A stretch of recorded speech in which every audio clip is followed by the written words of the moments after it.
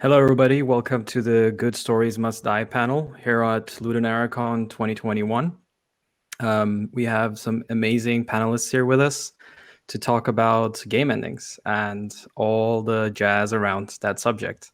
We will explore games and developers who face difficult challenges of ending their games.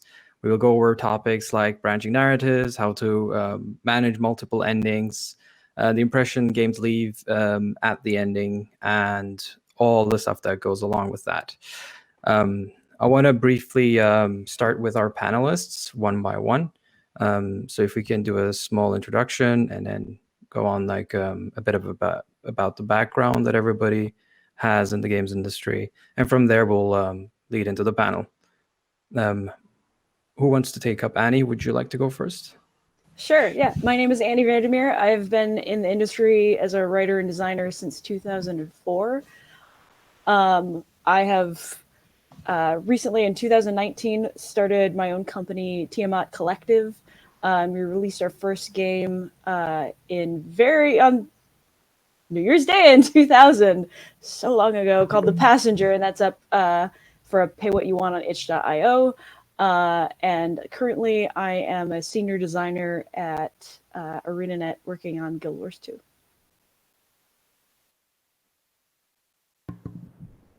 Next. So I'll jump in, I guess, next. So I'm George Zeitz. I'm the CEO and narrative director at Digimancy Entertainment.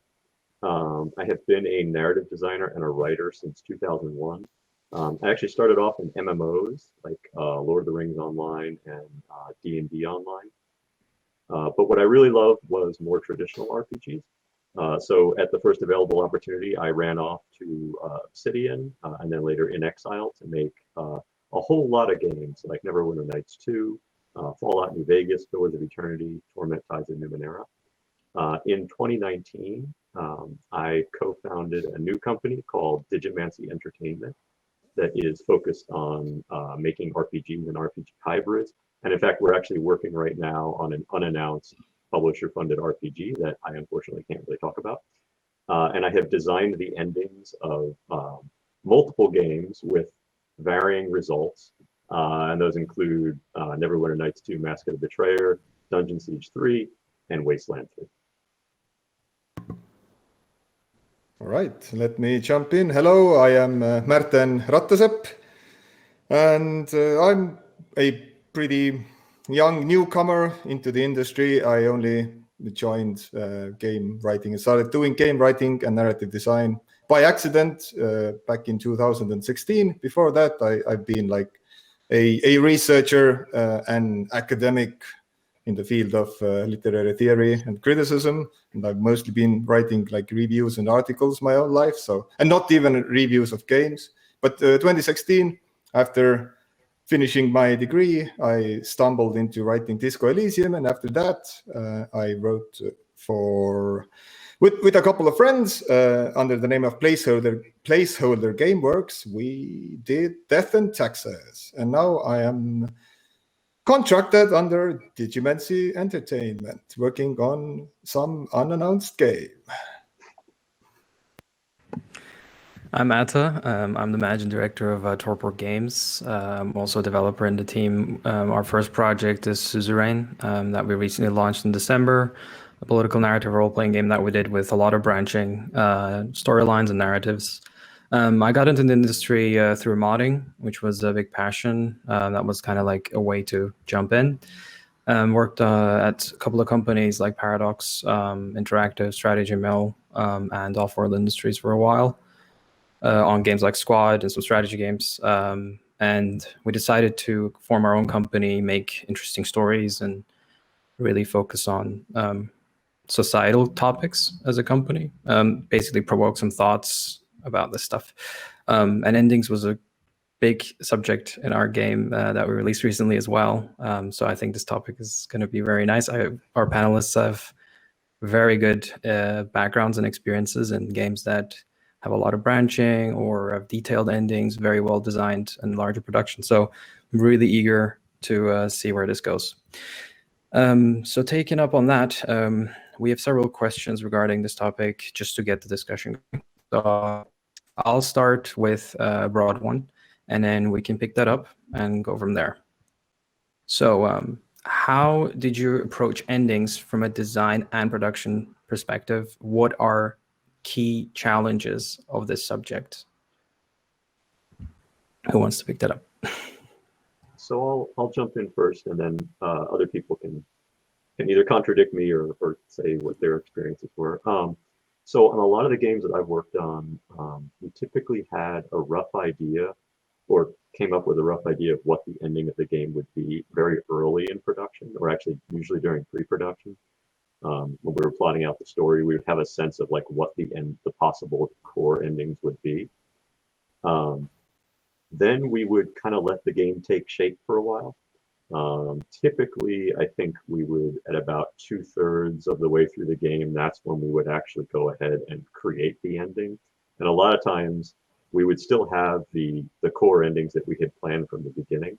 But other things would arise because as you're going through the game, you discover cool things that you want to react to, or you realize, oh, there's this other awesome ending that we really should count for because players are going to want to do this. So it's sort of a combination of planning early on, but then allowing things to come out of the game production process and people coming up with cool ideas, and then making sure that you actually do a lot time to make the ending well before the beta, because sometimes games fall victim to that. So like about 2/3 of the way through production tended to feel like a sweet spot on games I worked with.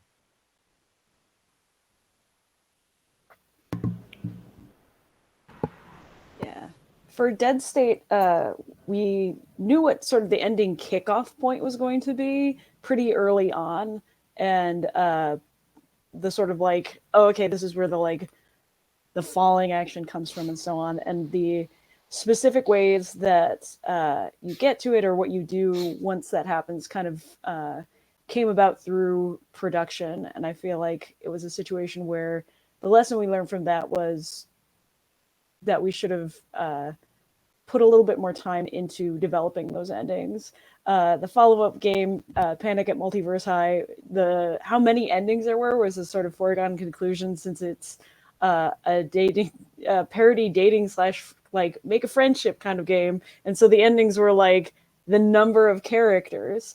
But then I was like, oh, okay, I didn't feel like as a creator I sold each one of the endings enough. So when I made Passenger, I started out with the endings like how they say people write mysteries. You start at the end and then you work backwards. And I made everything in that game about the endings. So I think somewhere there's probably a happy medium that that is achievable. But having a sort of situation where you have that flex, even in Passenger, as I was going through it, I think I added like 3 or 4 endings purely from following the design through and going, well, okay, well, what if you wanted to take this kind of path, and letting myself discover things as I went through development. And I think that was helpful.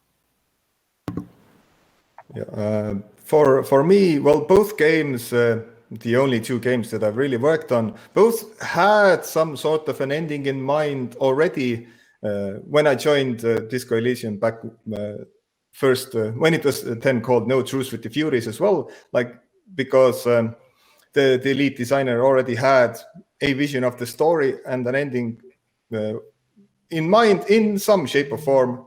And Death and Taxes, even though I was like a lead narrative designer there and lead writer, like the project itself did have a specific ending in mind narratively, at least like one of them.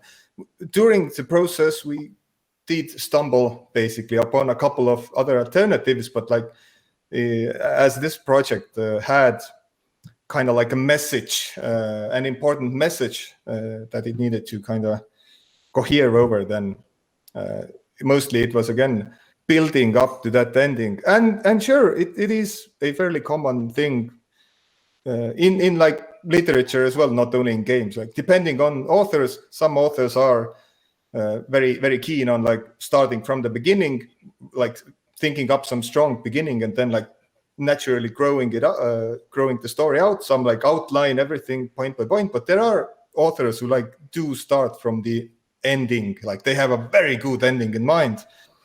And then like if you have like an excellent ending, if you have like a very strong ending that feels like this is gonna like really prove something and demonstrate something, then I think it's actually pretty fine to build like the rest of the story to kind of lead up to that, even if it sometimes feels like, oh, maybe it doesn't fall together. But there are like cases, I think.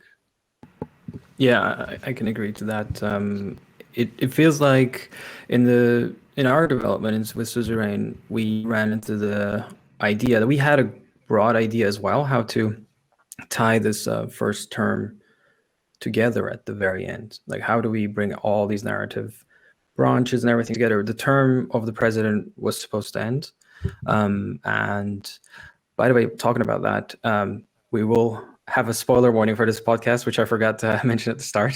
So spoiler warning, because I am just getting to that topic. Nobody spoiled anything yet.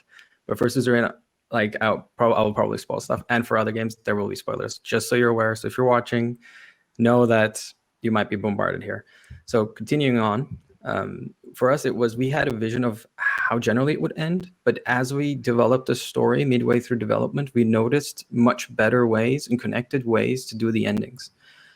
And this led to a production challenge in us, actually. And the challenge was, how do you like hit these deadlines and hit that launch date, because you're still working on some of like polishing the endings and like fine-tuning the endings to make sure everything fits more tightly than what was designed before. And that was like something that we learned, that we should have designed endings much more earlier in more detail.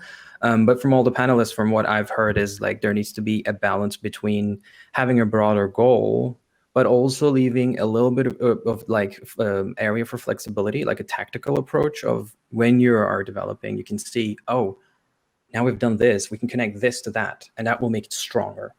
That's kind of like, I think, where everybody's come down to.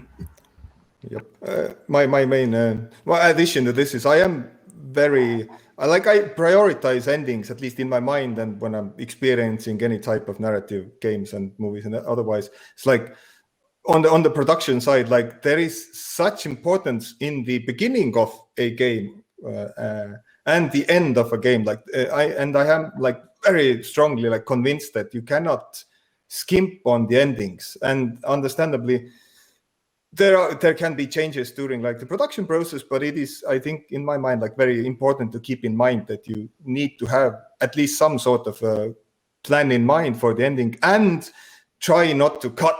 Like, stuff happens during productions, resources might run out. Don't cut from the ending, cut from like somewhere in the middle or like 3/4 in, but like don't skip out on the ending, because you can ruin an otherwise good thing if you do like a very poor and sloppy ending. So yeah, and this was like one of the challenge of us. We decided cutting content from the middle instead of the ending. So you exactly pointed out we went through the same thing, and which actually leads us to another good point.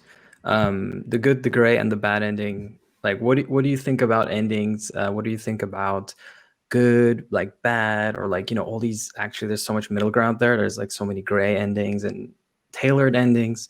Can you give some examples of unique endings and what you want to achieve with your endings? Well, I'll give one example from in Exile, we did something a lot. This is actually not the end of the game endings, but we would often kind of seed little early game endings into the game. So like you could actually die in Torment, and I think on Wasteland 3 too, within the first like 20 minutes of the game, and you would get a real ending. Like you could do something stupid, and you would get like a full-on ending like this. Your story ends here, and you get a little epilogue of how you did something really idiotic, and that's the end of your game. Start again. So we always enjoyed those, because like even halfway through the game endings, because it still kept that spirit of player freedom and branching that we valued at an Exile. But it was just kind of fun. Players dug it. I'll let other folks go. I have other points too, but I'll let other people go.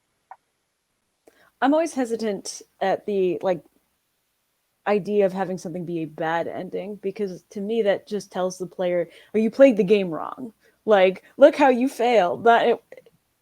Doing a sort of situation where it's like, and by that I mean, you've played through the whole game and this is the ending that you got, rather than like, you know, you lick the flagpole in winter kind of, and you freeze to death kind of ending, where it's like you did something deliberately dumb. Having a sort of situation in which you get especially if you don't see it coming, if you know that you antagonize somebody and they end up like killing you, or like, a player should see the path that they're walking down. And even though some things can catch them by surprise, and I don't think an ending should be entirely predictable, but I think that when stuff comes up at the ending, a player shouldn't be like caught off guard. There's like, to me, there's a difference between being surprised and caught off guard, where one is more positive than the other.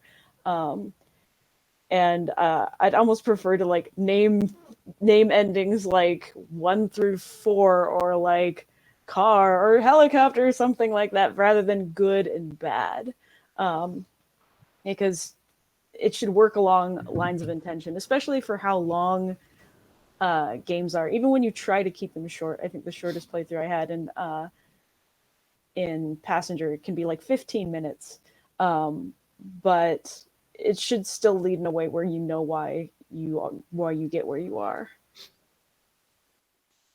Yep. This reminds me of the like the suggestion to writers of any kind is like, you are basically promising something to the reader or the experiencer, so it's important to kind of keep that promise. And this is why like surprise endings or like twist endings are actually rather difficult to make, because like if it does come out of nowhere, then it like doesn't feel fulfilling, because there is nothing leading up to it. There is no like proper path from the thing that you promised to what actually happens in the very end. So like you can really shoot yourself in the foot. And yeah, I mean, Death and Taxes, I gotta admit, it was initially designed, and it is designed to give you a bad ending in that sense on the first try. It really doesn't come as a surprise if you're paying attention, I think. I hope I managed to write it so that it is rather understandable when things are going slowly bad and like it's leading up to something. But yeah, it is designed to be that you will always fail the first playthrough. And then obviously, you know, New Game Plus happens, you get to keep all your stuff, and like it gets easier to win like after the first playthrough. And like it to me, at least seeing from how people have reacted, it I think it turned out really well. Yeah, but although at the same time I'm not against funny endings, harking back to what George said, when he started speaking about this like differing like midpoint or like early on like different endings that happen, I was just reminded of Nier Automata. It's like it has an ending for each letter of the alphabet. It's like, oh yeah, we put like a lot of, and some of them are very silly, just like silly, jokey like endings. But yeah, sure, just put fun endings in there as well. It's just a cool little thing. Yeah, I agree to that. It's definitely one point that I think this ties into avoiding disconnected endings, because that was what Annie mentioned. I think that's a very important point, because we need to give these crumbs of intention, story elements, just so the player can potentially imagine where it might go without telling them exactly where it might go. This is very important, and it's sometimes really hard to communicate, especially on what Martin mentioned about surprising stuff. Yeah, there's also a fine balance to be had there. If you want to surprise a player, you don't want to give too much detail about the potential, but you want to give enough so they don't feel like it's coming out of nowhere. So that's, I think, another challenge that we faced in Suzerain was like just that too. Some of our endings were a bit abrupt, even though we thought it was obvious, so we made them even slightly more obvious in certain ways.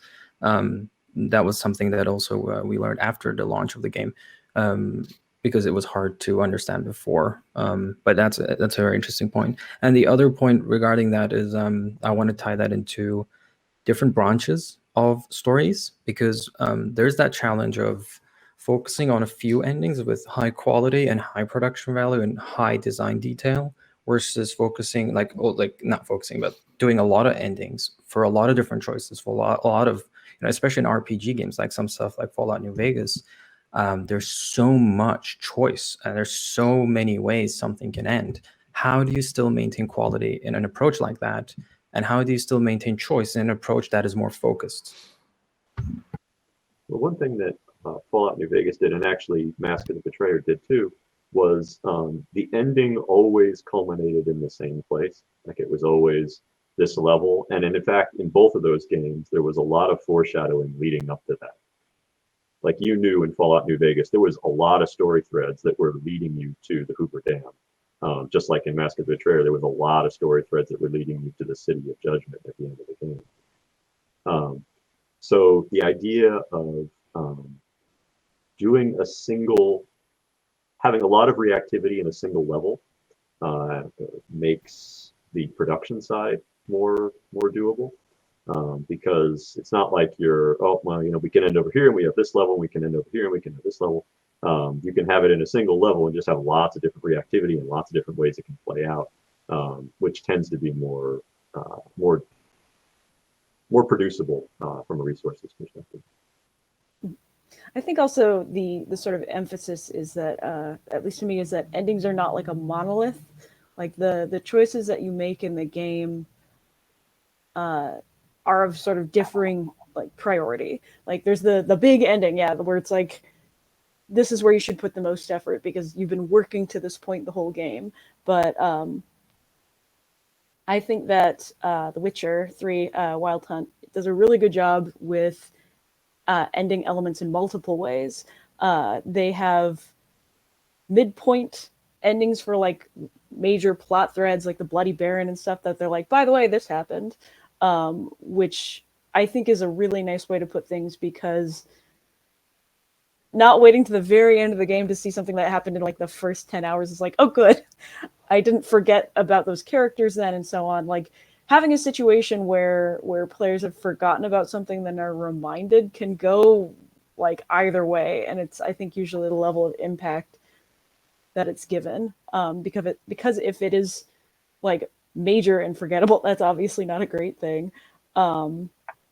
But yeah, having a sort of situation where I think that if you put the emphasis on like, okay, these are the big showy endings, and then I know some people would probably consider it a cheat to be like, here's cards about all these other reactive things, but having a sort of situation like game development is always a zero-sum game. You're always doing triage for it.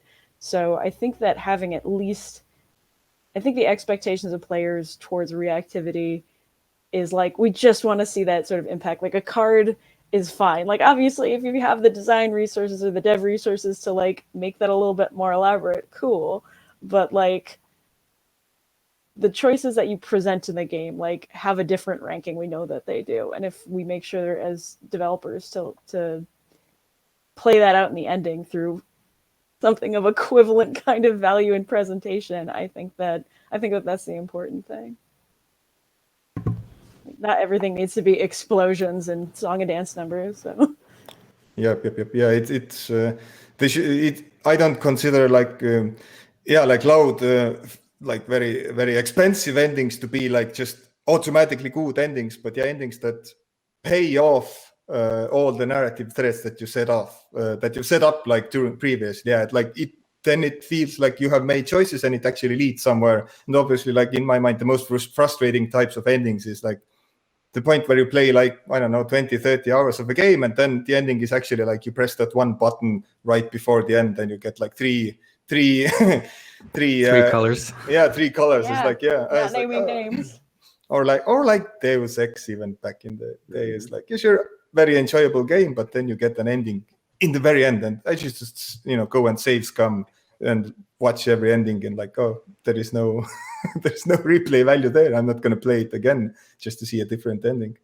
And then it doesn't feel like the original Deus Ex kind of actually pretty well managed to like keep it together, but like there are games where it doesn't feel like the rest of the narrative is actually leading up to these endings. They just kind of lead somewhere, and then you get like a button press that gives you something random. That's definitely an interesting point, because it's That was another topic that I wanted to talk about, and it perfectly ties into that. The balancing the narrative, main quests, quote unquote main quests, and side quests or side missions or misc stuff. The Witcher 3 is a good mention. I really think so, that the side quests really make the quality of the side quests, the approach was so strong that it keeps you so interested in the world in general, not just this. I mean, it's not a hero plot. It's not even a hero plot. It's more kind of an anti-hero plot, but the in certain ways. But it's about like keeping the player engaged with enough content, but also having a satisfying ending on top. It's so challenging because it's so easy to start a thread in a storyline and then end it there and just leave it, as Martin said. It's an easy thing to do, but the important thing is you end it there. But then how can you keep that result dependent on choice alive somewhat throughout the game? And even if you're really good, connected at one point at the ending. In this regard, Mass Effect 2's ending was incredibly powerful, in my opinion, because it was focused on these crew members. Every crew member had a mission. You could call them more of a side mission compared to the general context of the game. And at the end, the crew members were part of the big mission where you could lose them or keep them and all that stuff. So it tied all these side things to the main thing and then concluded very strongly. So that was, I think, a good example of that. One of the things I mean, on a personal note, I love Mass Effect's 2 ending for all the reasons that you said. One of the things that I think that is very easy for me as a lore nerd to fall into is I love world building and whatnot, and it's very easy for me to be like, I'll reward the player that takes the time to be the apple polisher nerd like I am and like learn the background of things. But like, I think that there's a difference between I think having some stuff like that is okay. Big surprise me saying that, but like in a game like Mass Effect 2, which is so much about the relationships that you build between those characters and about I think even like whether or not they live or die is based on how much you've gotten to know them. And I think that it's also a situation where it's like it is the job you choose to have them do, which if you take the time to get to know them, you'll know what they're good at. Like you'll assign them the proper task, and it makes you, in that regard, it doubles down on that and makes you feel like a good leader. I think that I've been doing some thinking about the Witcher 3's ending, and I think that it's interesting because the more I think about it, the more I'm like, this whole game pays so much attention to the fact of its background. Like all the side quests are like mini Witcher stories, like the thing that the license is built on. And the ending that you get ultimately is not even really about you. And the game reminds you of this, going, this is Ciri's story in which you're playing a part. And the resultant ending is how you react to her. Like it is, I think it's interesting because so much about games is going, hey player, you're the best, you're the guy, like you're the most important person in this world, yeah, you.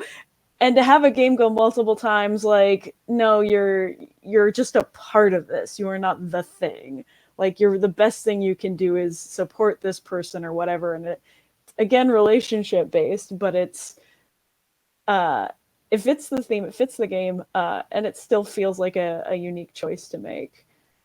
It's always risky to do stuff like that, and I applaud pulling it off. Yeah, in general, I found that the thing that players will care about most and will want to see reflected in endings are the things that have the greatest emotional impact on them. So lore might be interesting, and they might be like, "Oh, this is really cool. I'll read about this." But like, if it didn't have an emotional impact, and the same goes for side quests and main quests and everything else, they're not going to care that much about it or remember it that much at the end. So sometimes you see that in big open world games where like the side quests are the place where all the emotion lives, and then the main quest is just kind of like okay, I'll go kill the dragon because it's there. And then at the end, if the focus of the ending is on the main quest, it's probably not going to be as impactful as if you were able to sort of bring in that side stuff. Whereas if the side stuff is nothing and the emotion is in the main quest, then they're going to be really excited about whatever the main quest is. So I think in general, follow the emotion in terms of what to focus on in endings is what I would try to do. Yep, I was just this whole time reminded of Elder Scrolls games, especially Oblivion and Fallout 3 from the Fallout side. It's like the main quest is so nothing in both of those games, and you do pretty much everything. You run around and do like a little simulation in a fantasy or a post-apocalyptic world where all the weird side stuff is oftentimes so much more interesting. Like it's not even that great, but just doing it is fine up to a point, and you kind of forget like the main plot. And once you do feel like going through it, it's always been such like an odd, disappointing like experience to me. Yeah, I played the Skyrim and I have not finished the main quest still, but I've finished everything around like the side stories regarding the Mage Guild, the Rogue like faction, the Thieves Guild, and the like just the interesting characters around that I could find.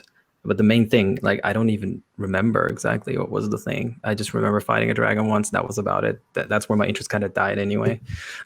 and that kind of tells you something that. Yeah, it's just it's a different approach. Has its weaknesses and strengths for sure.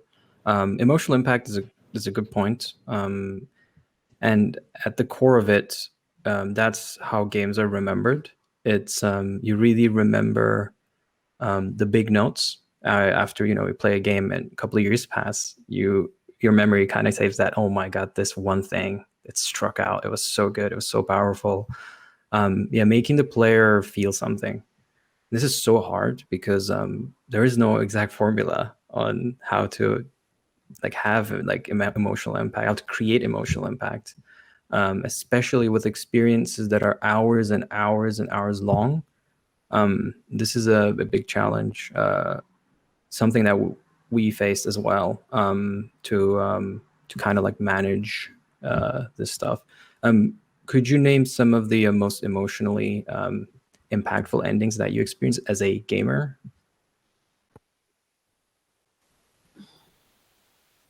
That's a tough question offhand, but I think in general,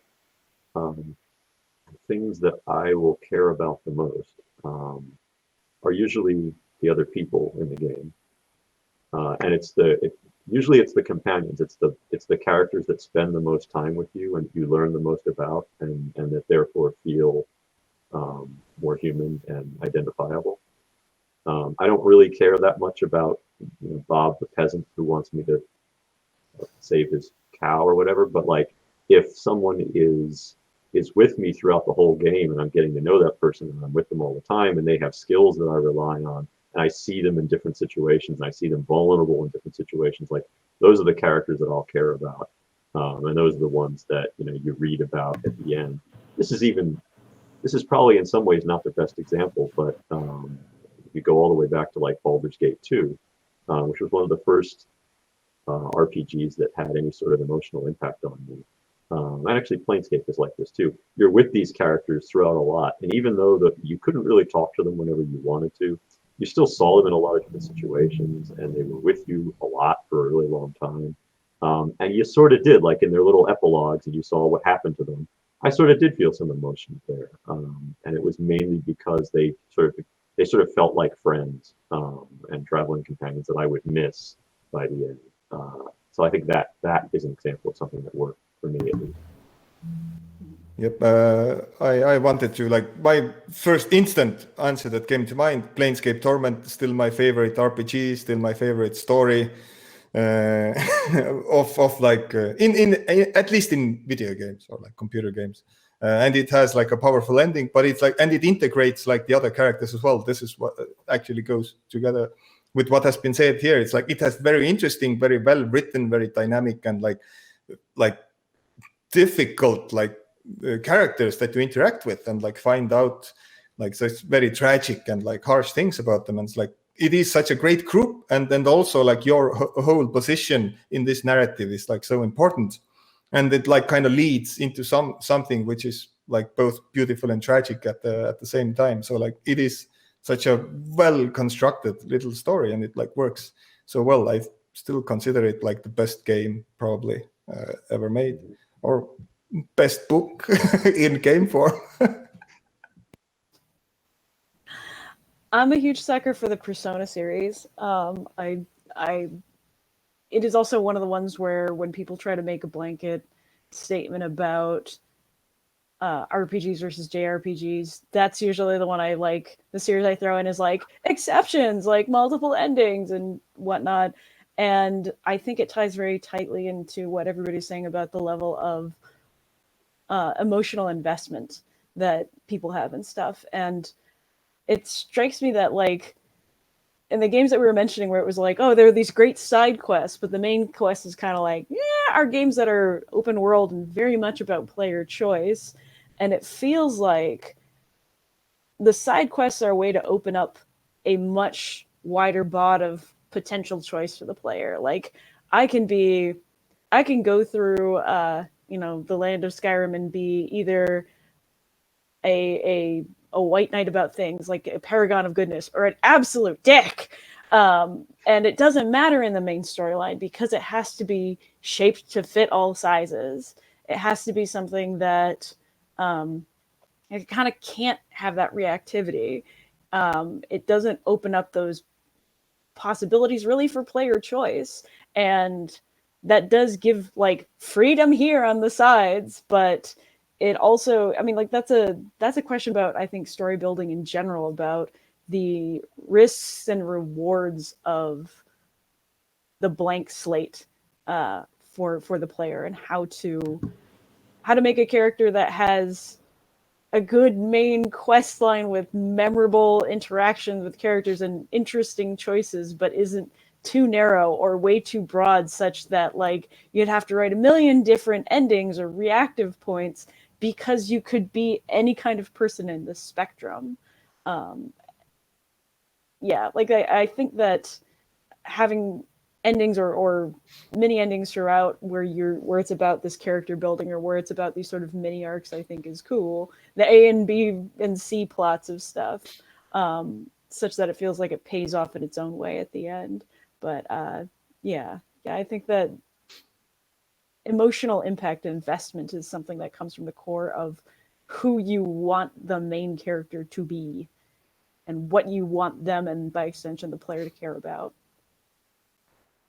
Yeah, I had a thought exactly inspired by you. Is like the disconnect between the so-called main quest and the side quest is like, which often ruins things. Like currently we've been talking mostly about like companion side quests as well, which is fine. Like they usually tie into the main story, but yeah, like the problem with some of the games that we have mentioned is like the side quests, there are just like a lot of them, but they don't actually matter in any way, or like most of them don't matter in any way related to the main quest. But like if you can integrate these things better, and like better RPGs do this, like it feels like you're doing some sort of side questing which opens up the lore of the world up from one side, and it like gives you stuff to do and nice rewards, and it like seems to have like a separate storylines going on within them. But if they actually all tie, or like most of them tie into the main plot as well, then it like starts working really well. It's like there is no disconnect between them, and then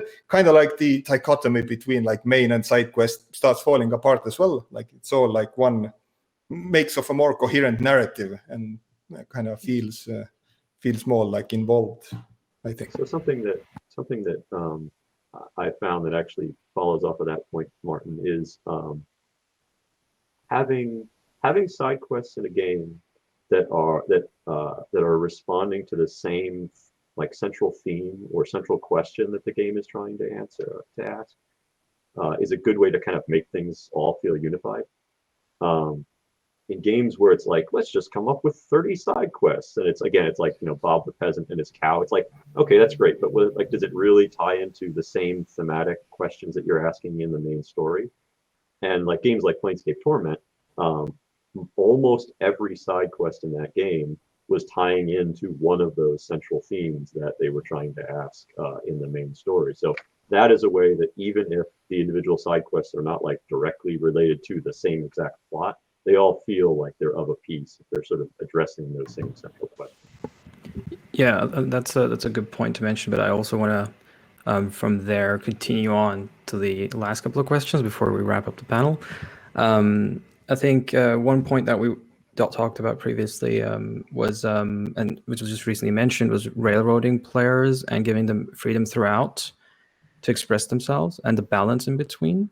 I think that is also a key part of the challenge of like how much do you let the player branch out, and I want to tie that into the challenges, the business and production challenges of developing endings after all this narrative stuff.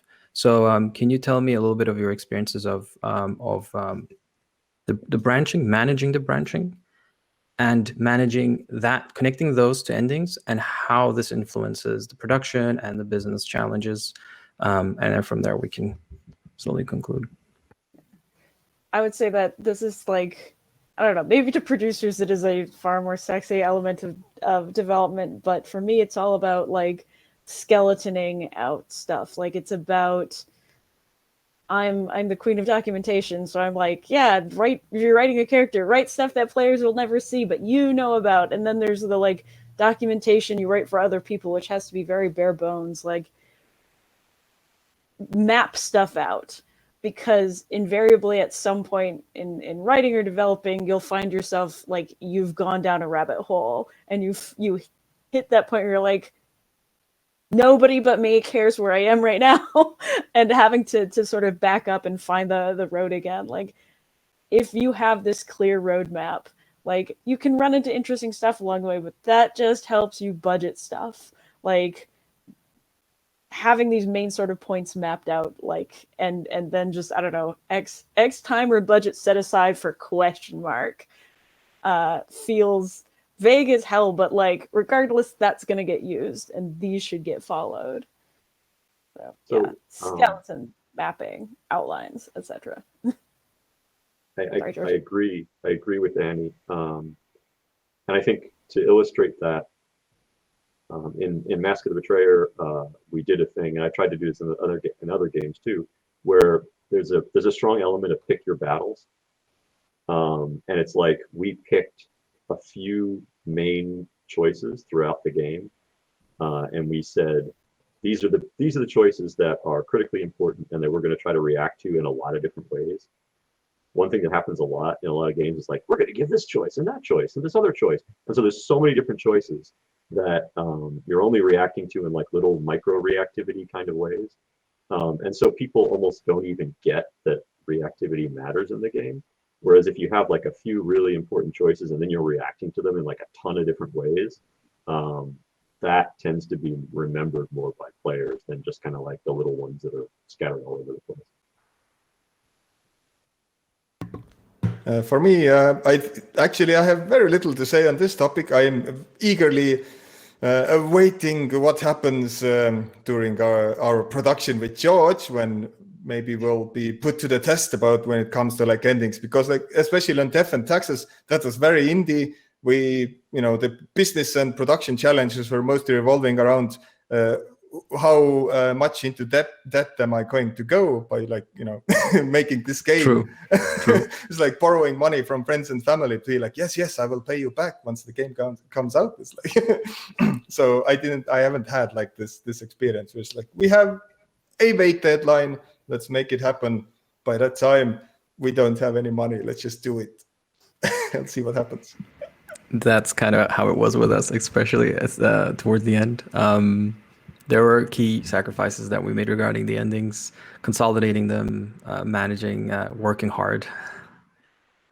We try to avoid it, but it ends up happening towards the end of the development milestones. But yeah, there is a key challenge there, and if you leave the endings towards the end and they end up being close to the delivery dates for release dates, then there's a lot of pressure not to hurt the game and on the developers. So try to look at endings as early as you can. is like a key subject. Don't leave them to the last 6 months of development. Only small improvements maybe, but just spare yourself the try to. Doesn't always happen. But I think those are like really, really great points. I think it was very valuable on the discussions today. Can everybody talk about the games they're working on, they've worked on recently that they want to pitch and do a call out, and then we can conclude after that. I think Annie probably has more to say than Mark and I about this. We'll let her go first. I mean, I can do. Mine is very quick. I think most people know about Disco Elysium and have played it. Otherwise, play Death and Taxes. It is a jolly little like short game where you play the Grim Reaper in an office, and you get to pick which people live and die, which is like very zeitgeisty, I guess. Oh no, let's not go there. But yeah, nothing much else. Yeah, I have looked for Tiamat Collective's The Passenger on itch.io. It's pay what you want. And also for ArenaNet, Guild Wars 2's like the next chapter. I think it's the last chapter of the Icebird Saga. Our Living World thing is coming out on Tuesday, so check that out. And yeah. And at LudoNarraCon, you can check out Suzerain, a political role-playing RPG that is gray and somewhat dark even. Make sure to explore this fictional universe in the 1950s as the president of the country, Anton Rain. Yeah, it's on sale right now, actually. And also Disco Elysium is also on sale at LudoNarraCon 2021. If there are no other words to say, statements to make, I think I would just say we can't good. talk about what Digimancy is working on right now, but keep an eye on our company site and other possible announcements that could be coming up in the future. Who knows when? Yeah, keep an eye on those. Awesome. Thank you all. I think it was a very good panel. And happy LudoNarraCon 2021 to everyone. Enjoy the event. Keep at it. Have a good weekend. Thanks. Bye.